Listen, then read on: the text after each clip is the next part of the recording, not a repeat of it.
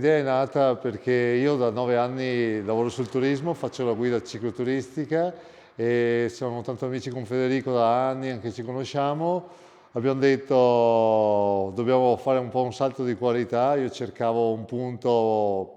più vasto, un po' più panoramico, un po' più essere più in vista anche con altri clienti e quindi abbiamo preso insieme questo negozio dove assieme alle Vespe abbiamo aggiunto la mia attività di Italy Cycling Tour, oltre ai miei tour guidati con le biciclette, il noleggio biciclette che già facevo prima, insieme a loro ci sarà anche il noleggio di Vespe, più i tour guidati in Vespa. Abbiamo sia la bicicletta da strada, per il cliente che vuole fare un